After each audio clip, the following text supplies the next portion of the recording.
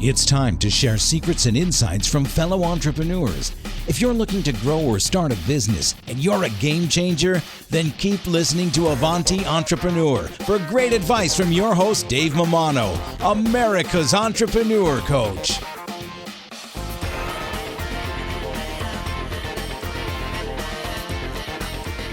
Hey, Avanti Tribe, Dave Mammano here. Just want to thank our sponsor, Paychex. You know, Paychex, they make it simple for businesses of all sizes to pay and manage their team. They make payroll easy with employee pay options, including direct deposit, checks, pay cards, and so much more. Founded over 4 decades ago to relieve the complexity of running a business so that the owners can focus on what matters most. Above all else, and more than any other company, Paychex makes it simple. Visit AvantiEntrepreneurGroup.com. Go to our partner link and check them out. They're offering you a free month of payroll just for giving them a shot as an Avanti Tribe member. Give them a shot, folks. They really help this podcast to be possible. Really appreciate Paychex. Now, enjoy the show. Hello and welcome to the Avanti Entrepreneur Podcast. I am David Mammano, your host, and we're here to help entrepreneurial achievers and business owners and leaders move forward so that they can reach their potential. I do this by interviewing the nation's best movers and shakers. Today I have on the show Anthony Iannarino. Anthony, welcome to the show. Thanks for having me on. So excited to have you here. So we met a few weeks ago. I was at a great conference in Atlanta, Georgia, called the Outbound Conference, and it was all about sales, and more sales. And every speaker, it was 2 full days of keynotes, and I didn't make the third day, but I believe the third day was a little bit more like private workshops and seminars. But incredible keynote speakers, just one after another, just really, I'll say that the most cutting edge sales content out there. You guys were all fantastic. Outbound Conference, you do it every year, right? Was this the third year you did it? Third year, yeah. Yeah. And I like the how it came to be. So it's you and 3 of your friends that I believe kind of formed like a mastermind group and just talk about sales and stuff like that, right? Yeah, but the mastermind group started like when you do what we do, there's not like a guild or a union that you join or anything like that. You do this, you're all on your own. And it's always good to get other people's view of, and you know this because you do this with groups. It's good to get another perspective. You can't see your blind spots. You have no idea what you're missing. And we decided, well, let's share these things with each other and see if we can't help each other improve. And I mean, immediately that started to work. But then I came up with the first idea that most people don't ever get a sales kickoff. So I called these guys and I said, these are my friends. So it's Mark Hunter, Mike Weinberg, and Jeb Blunt, who you'll probably have all of them on the podcast over time, I'm guessing. Yep. I said, let's do a virtual sales kickoff. And we did that. And we had like 2,500 people show up for the first one, which is crazy to do a virtual event and have 2,500 people show up. Yeah. And then it was like 5,000 and 7,000 and 10,000. And at some point I happened to be in a sales conference, but it was a sales conference, that with one client. So everybody in the audience works for the same company. And I was waiting to go on, and I was doing a little bit of work on the computer while they were going through financial results. And the inbound conference kept popping up from HubSpot. And I just kept seeing inbound. I'm like, why is there not an outbound? If there's an inbound, why isn't there an outbound? Yeah. And I literally went to a website called Hover where you can buy domain names. And I bought like 25 derivations of outbound. I bought outbound conference. I bought outbound 2020, 21, all the way to 28. I bought outbound Boston and just everything I could think of. And I called Jeb after that and I said, I have a really good idea. Do a conference called Outbound, and it will just all be prospecting. I mean, it'll be pipeline. It'll be all the things that we really know to be true and producing better results. And he said, that is the single best idea you've ever had in your entire life. And I said, well, I don't know about that. It's pretty good though. And the other guys, and literally it took us about 9 weeks to put the first one together. We had almost 400 people show up. In 9 weeks? Yeah, in 9 weeks. And people were hungry for real sales content. And that was what we decided to deliver. We're going to deliver real sales content. It's not It's not a tech conference. Nobody's pitching from the stage.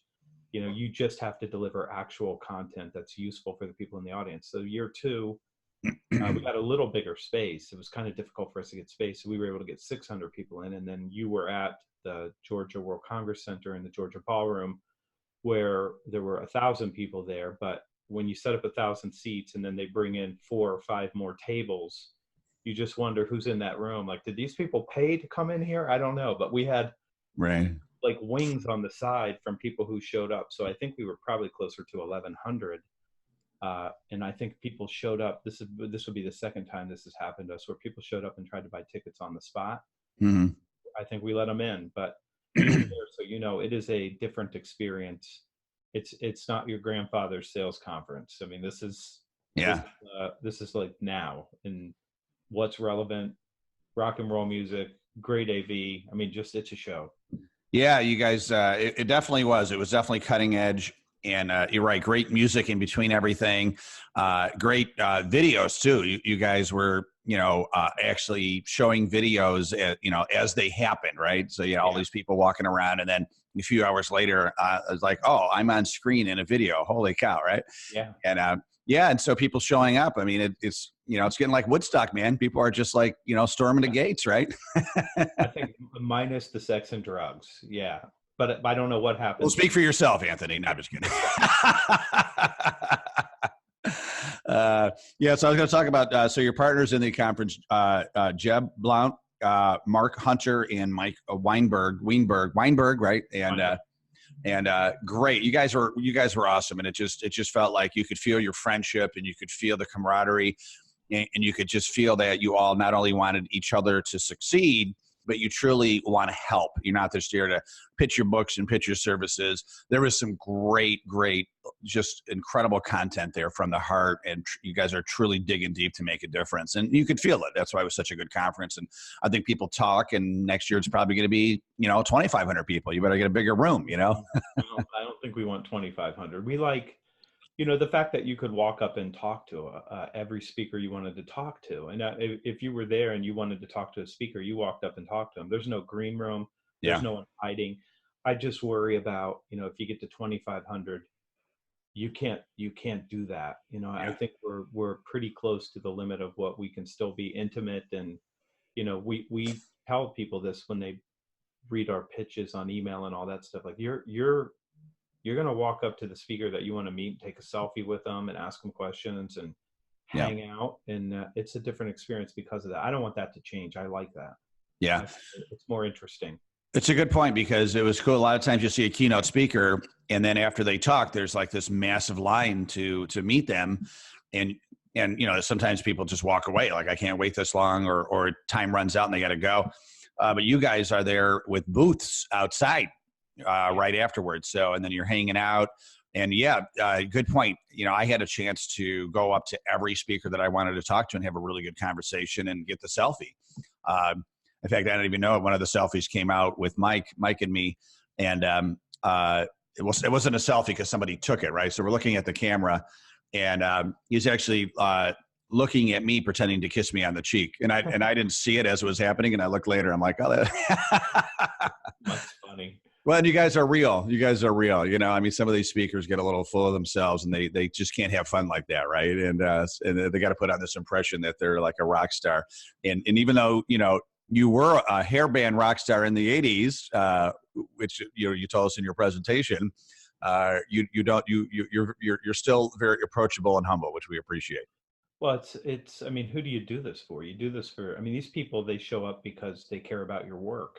And they want to shake your hand, and they want to get their book signed, whatever it is. I mean, I have people come up and they're like, I'm so sorry to ask you, but would you mind signing my book? And I'm like, do you know how humbling it is that anybody cares about your book at all? Like, I'll sign every book you want me.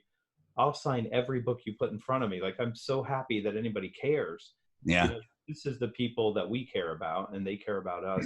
And one of the differences in outbound is, and most of the time when we get to speak, it's a captive audience. I mean, literally captive. The company puts them in a room with us and locks the door and says, you're going to listen to these guys talk. That's how it goes. But people here, they chose to be there.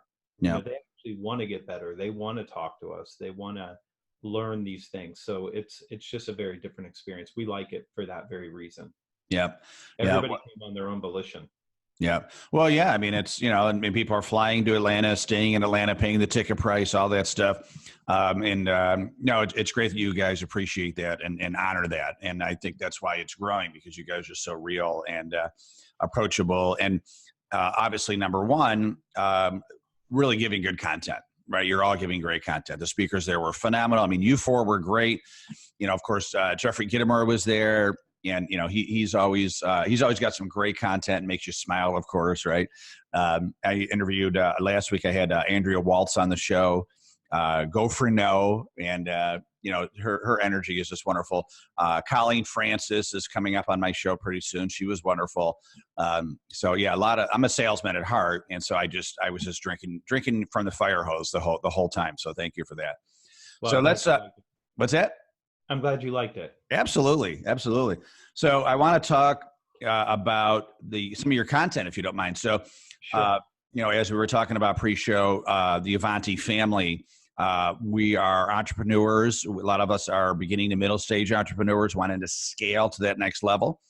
A lot of us are not only, running the business, being the head entrepreneur, but we're also doing, sales and about 10 other things, right? So if you were sitting down with an entrepreneur at that stage and wanted to help them focus and truly, do the right things to get more sales every day, what would you tell that person if you're just having coffee with them? I mean, the first thing for an entrepreneur to understand, and this tends to change people's thinking, and the first thing is, you have to have the right mindset, and growth is a mindset. And we know how to grow, know how to scale. It's not a mystery. The first thing I would tell you is you probably have a landscape company and you think you're in landscaping. So you think that your job is to mow lawns, trim trees, do spring cleanup, all that kind of stuff. But you're not a landscape company. You're a sales organization that happens to do landscaping. And if you get this in the wrong order, then growth is hard, because you spend all of your time focusing on the operation has to run. The operation has to run. I have to focus on the operation. I have to focus on what we do. If you're an accounting firm, you think, well, what I do is accounting. You're wrong. You're a sales organization that happens to do accounting. And if you're a landscaper, I'm just using the simplest thing I can find for you to think about this, is a landscaping. It's pretty straightforward. But if you're a sales organization, you might be landscaping and you might be in Rochester snow removal. And you might also decide that in landscaping, you can do design for an entire yard. You might decide that you can sell all kinds of things. So I didn't make this up. If you go to the greatest management thinker of all time, Peter Drucker, Drucker said, a business exists to create a customer. A business exists to create a customer. Well, how do you create a customer? So first you need something to offer, but then you have to go to the market and actually offer that. So where do you put your time? Here's what I would tell you that entrepreneurs tend to get wrong. They have a great idea. They're really good at operating. They've got something that makes them different and special, but they put that before they put sales and marketing. So the first shift is sales and marketing comes first. You have to put it first. If you're going to grow and if you're going to get a pipeline built of new opportunities that allow you to grow the business, you have to put that first. And so I will tell you my personal philosophy: get up at 5 o'clock in the morning. If you're going to do content marketing, get your content done. First thing into the office, focus on sales. Where are we getting new opportunities? What activity has to happen for that to happen? And then after that, focus on operating, with the exceptional care, whatever makes you special, do that. But you've got to put it first. What happens with entrepreneurs, and I'm not telling you anything that you don't know or recognize if you've worked with entrepreneurs like you have, everything is more important than sales and marketing, so it doesn't get done, and then you stagnate. And it's why you have a $1 million business instead of a 5 million, or a 5 million instead of a 10. It's because you're not putting the focus on growth. So you just have to have an immediate mindset shift to say, if I want to grow, this has to come before everything else. Yeah, I think that's so important because it is easy to get busy with other things, right? Answering emails, going on appointments that don't lead to sales, doing some quote unquote housekeeping stuff with the business, right? And I believe it was you that said, listen, this would be great if we could do it, but spend 6 hours a day on sales, and everything else will take care of itself, right? Was that Yeah, you? I said 6.5, and I was trying to make a point that, over the years, me, Mike Weinberg, Jeb Blunt, all of us have recommended do a 90-minute call block every day for salespeople. But look, if you have a salesperson, they should spend all their time selling. Yeah. We should, if we're going to put a block together, put a 90-minute admin block together. Don't put a 90-minute sales block together. If sales is the most important thing you need, why would you expect that 90 minutes is going to be enough time to generate the best outcome? So you Right. just have to switch your thinking about that. And for an entrepreneur, it's sort of the same thing. Like, how much time are you putting into selling? Yeah. And I can tell you what else they say is like, you can't find good salespeople. No, there's plenty of good salespeople. You have to learn to be a good sales leader and a sales manager as an entrepreneur. So congratulations. It's not them, it's you. Yeah. Look at the damn mirror. And you have to learn how to manage them. And they think, well, they had experience, they should just go out and do all this stuff. Like, no, they shouldn't just go out and do all that stuff. You have to give them the mindset, the skill set, the toolkit, the training, the development, the coaching. You have to spend time with them. You have to hold them accountable for the things that they need to do. So entrepreneurship, this is why most businesses fail within the first year, and 80% are gone in 5. Yeah, yeah, yeah. But I like what you're saying. There's the saying, "Eat the frog first," right? And do the thing. And it, listen, especially in the beginning of a business, getting the sales flywheel turning. I'm going to say, it's not always fun. It's a lot of hard work. I mean, who likes hearing no 9 out of 10 times, right? But you got to do it. You got to eat that frog first. Get the funnel going. Get the pipeline going, and then after a year or two.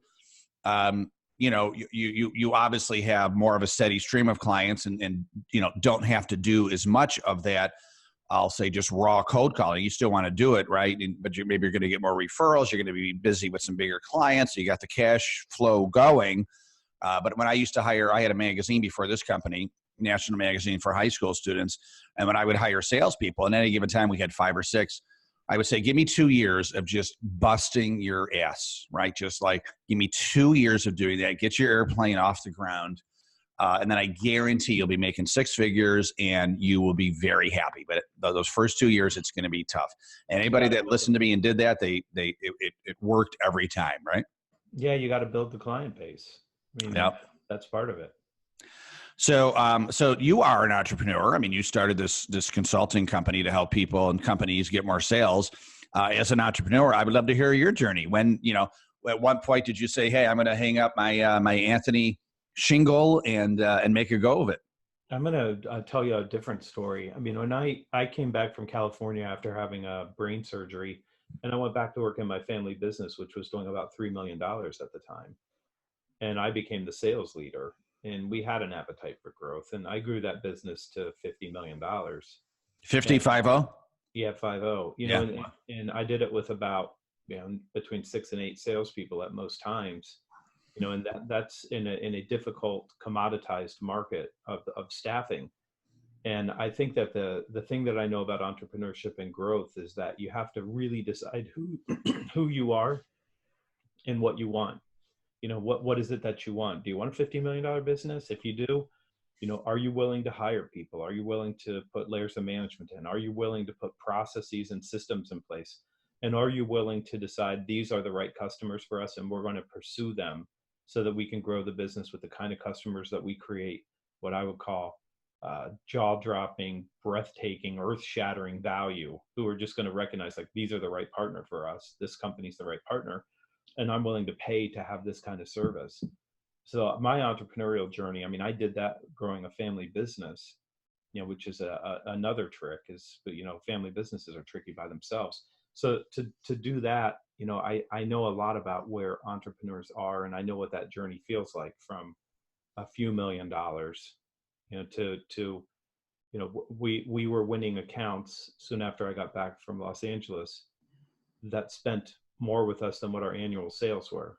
So you're a $3 million company, and you're going out and winning a $5 million, contract Yeah. and taking it away from companies that measure their revenue in billions of dollars, because you're scrappy, you're boutique, you're high touch, you're high caring, you're high value, and you're going out and you're winning with salesmanship. You can't say, well, we have a global footprint. No, our footprint's like basically the outer belt around this city. That's our footprint. That's it. Right. But I know that journey because it's what I did, and I'm really happy that I had that experience. I've worked, at that same time, and the story I told at Outbound, I worked for a $4 billion staffing company in LA. So I know what it feels like to work in a $4 billion company that's commoditized, and also what it's like to work in a $3 million company that's got to go out and hustle to take clients away from competitors. So that's what I know most of all. And Eat Their Lunch, the third book, is really, it's my experience just doing just that. Like, how do you take clients away from your biggest competitors when you're completely outspent, you're outgunned, they've got a lot more things that they can talk about. It's salesmanship. Yep. I love it. So what was more fun, working at the $4 billion company or the $3 million company? There's nothing. I did the same thing at both. And I had a good mentor at the $4 billion company, and we went out and won very large accounts from competitors too.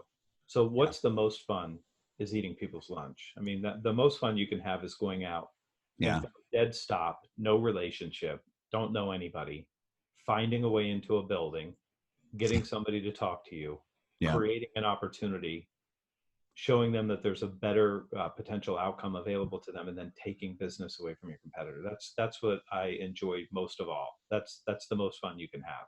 Right. Especially when it's a big, I remember one deal that I won that I took away from the largest staffing company on earth, and we followed them into the boardroom. So we ran into each other in the hallway, and they were all buttoned up and big, and and I know they thought, like, there's no way this company's going to beat us for this deal.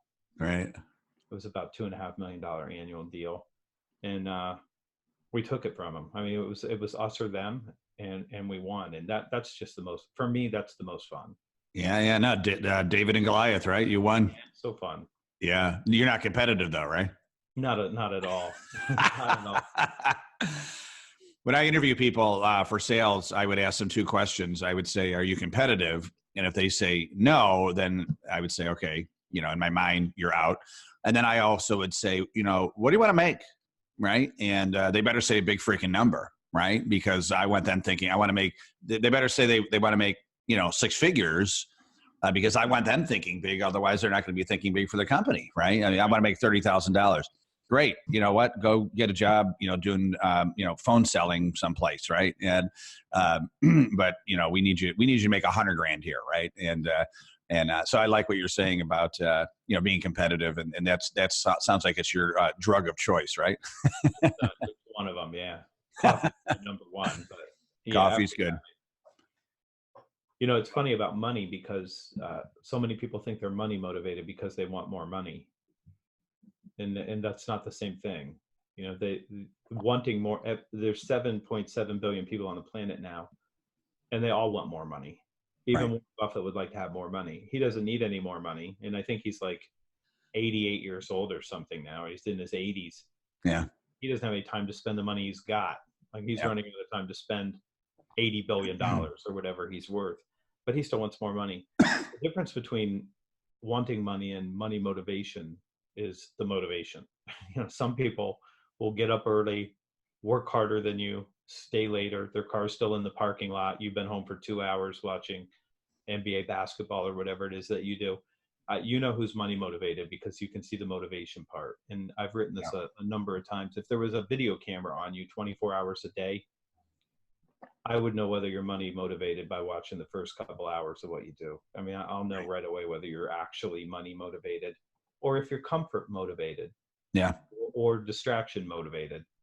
And a lot of people spend their time, right now with their phone, and not making calls. I mean, if they spend most of their time with their phone and they were making calls, you might be money motivated, right? But if you spend it looking at Twitter and Facebook and LinkedIn, maybe you're not money motivated. Yeah. And to your point, money, like you said, Warren Buffett doesn't need any more money, and he's not doing it so that he can buy a new nice car. It really becomes like a few different things. It becomes a measurement tool for success, right? Part of winning the game, right? And then I think, for a lot of people too, it's a tool to do the things that you want to be able to do. So you want to have a lot of money in the bank for comfort. So you and your family are ideally set during the good times and the bad times. We talked about you coming up on 25-year anniversary. You want to go to Italy with your wife. It'd be great, to have, $50,000 in a nice savings account to be able to just blow out a great trip and have memory of a lifetime, right? And so money doesn't create happiness, but it is a tool to lead the life that you want to lead, right? It's right on the wall behind you. It's just freedom. Yeah, it's just freedom. Freedom, absolutely. Living the life you want to lead. It gives you freedom, yeah? And freedom is expensive. You have to pay for freedom. You got to work hard for it, right? Yeah. Yeah, you do. So getting back to some nitty-gritty sales stuff, when I started my first company way back in 1995, was my magazine. I used ACT, the CRM tool called ACT, and I loved it. Right, and they're bringing it back. I just had the new CEO of a company called SwiftPage, and they're bringing back ACT. Right, they brought it back, but I love ACT. I loved it. Right, and then they lost their way. They didn't make it to the cloud, and they just totally fumbled the ball, and Salesforce ate their lunch. And now it seems like there are dozens, if not hundreds, of CRM tools for sales. And, frankly, there's Infusionsoft, there's HubSpot, there's Sugar, a lot of different ones, right? And it gets confusing as far as which one to use. In any of your sales training and actually your blog, I want to call it your blog, you blog every day at thesalesblog.com. Do you ever talk about CRMs and which ones you like, or make recommendations on products like that? I have some arrangements with clients, that ask me to do stuff and talk about their products like that from time to time. I'm of the opinion that you should let the tool serve the outcome, and you don't let the outcome serve the tool. So Salesforce.com is a great platform, and so is Microsoft Dynamics, but they tend to be big, and they tend to almost be leaning, heavily towards like enterprise resource planning. Like they've got HR modules, they have all the financial modules, they have all these things because they've opened up their API for people to build on top of them. And that's interesting, and it's useful if you're a big company. But if you're a small entrepreneurial company, you don't really need to do that. HubSpot's a good CRM, it's fine, but it's also a marketing platform. And if you're small and entrepreneurial, having those two things together, the entrepreneurial platform of being able to have content marketing working for you and having a CRM so you can do outbound, and marrying those two things together makes sense. If you don't have a lot of contacts, and most people don't, it's not really that expensive. If you have a lot of contacts in the database, it starts to get more expensive, and you can buy service and all these other things. It's still reasonable, but I think you can look at things like pipelinedeals.com. And pipelinedeals.com it's good enough. And you don't have a lot of things in your way. You don't have a lot of things that you have to learn. It just makes sense. You can just put people on it, and you know how to create a deal. You know how to put the contacts in. You know how to move them through the stages. And for me, a lot of times, the simplest solution is the best solution. What we're trying to do is manage our opportunities in an effective way. So does it let me manage my opportunities in an effective way? Yeah. Okay. Then that's good enough. So I would tell people, don't overthink it and don't overspend. Don't pay for technology that you don't need and you're not going to use because you're an entrepreneur, and you're not going to try to learn Infusionsoft. You're not going to do it. You're not going to be good at it. Pick something that's just straightforward that allows you to grow the business. So what you're trying to do is say, are we reaching out to these people? Do we have a way to track our conversations? Do we have a way to create and manage deals and opportunities in our pipeline? That's good enough. You don't need to do more than that. Excellent. So, and that's one I haven't even heard of, pipelinedeals.com. That's another CRM. Yeah. I imagine a lot of these have like some free versions, and then you get to a certain time period or quantity of contacts, and then it's like X dollars per month. That's not too crazy, yeah, right? That's right. Yeah. Yeah. Very cool. Yeah, I haven't heard of that one. There's so many out there, right? There's I tried Nutshell. There's Zoho, Sugar, right? So there's a lot of them out there. The So one Anthony, that's going to work best is the one that you use. I mean, whichever one you like to use, that tends to be the best. I know some people that use Google Docs. They just list all the all the prospects on one column, put notes and status on the other columns, and that's how they get the ball rolling. And if it works for them, like you said, perfect, right? If they're doing the work, that's better than, I mean, it's better to do the work and not have the CRM than to have the CRM and not do the work. So, Yeah, very good. Well, Anthony, I really appreciate it. We're recording this on a Saturday morning, which I know is your, and we share that because I'm in my office as well. Saturday morning is our Zen time, right? Taking a deep breath, catching up with emails. When you said that on the stage, I'm like, oh, I do the same thing. Like I'm terrible at keeping up with emails during the week. And it's partly on purpose because I know if I answer them, they're going to answer me back, and then we get in this hole. And so I'll answer the really important ones throughout the week that I have to get back to right away. But I'll usually let a lot of things pile up in my email Saturday morning and just plow through them for a couple hours. You do the same thing, which I think is a great idea, of course. So,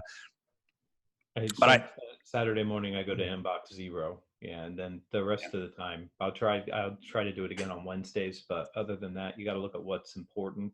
Yeah, and then let everything else sit. Some people shriek when I tell them this, but it was about a year and a half ago, actually. And my inbox just got to like 300 something, right? I had been traveling and I just couldn't deal with it, right? And I went to go tackle it, and I just didn't want to do it, right? And I was just stressed about it. And I had read something a couple of weeks before that Napoleon, if his mail built up, he would just burn it. And he's like, and if it's really important, they'll contact me again.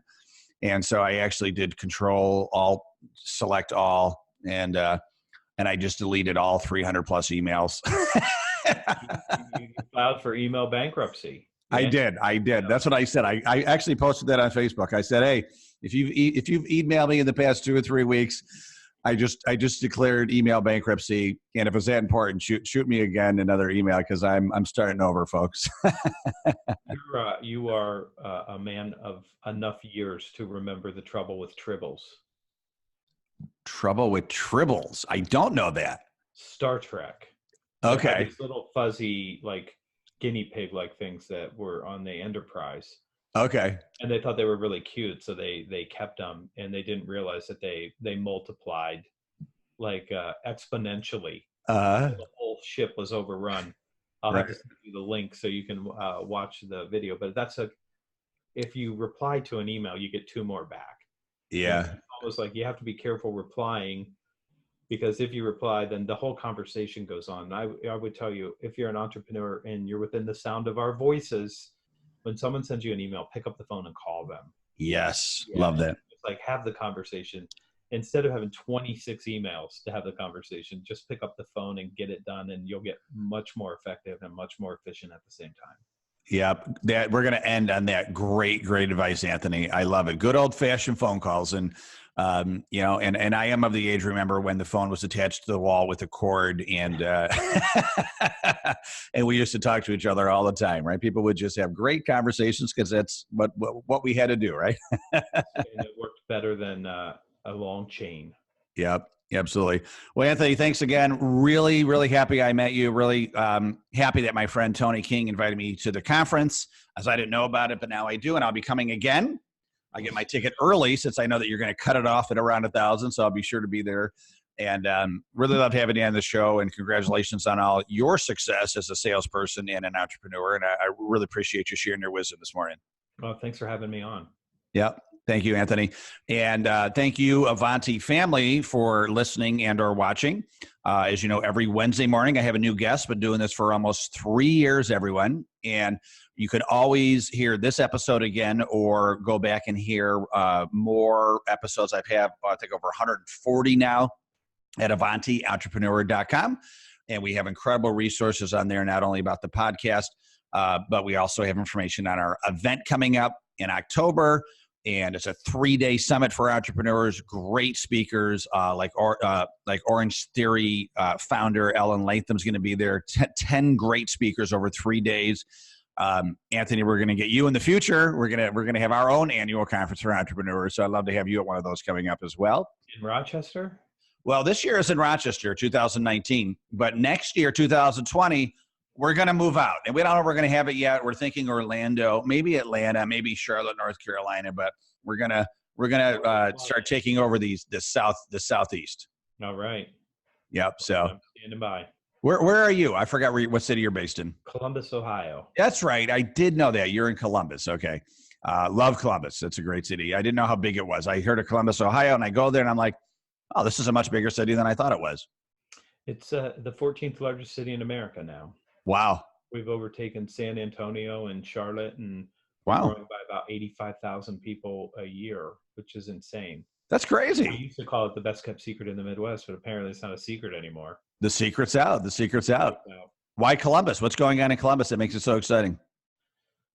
There's just a lot of work. There's a lot of companies moving in. There's a lot of tech stuff happening. It's an interesting place right now. Excellent. Okay. Well, next time I'm there, I'll look you up. All right. Standing by. Excellent. All right. Well, thanks again, Anthony. Thank you, Avanti listeners. Once again, check us out, AvantiEntrepreneur.com. Have a great day and make it awesome. Thank you for listening. Head over to AvantiEntrepreneurGroup.com for show notes and more helpful advice from entrepreneurs like you. Continue to find your entrepreneurial rhythm at the Avanti Entrepreneur Podcast.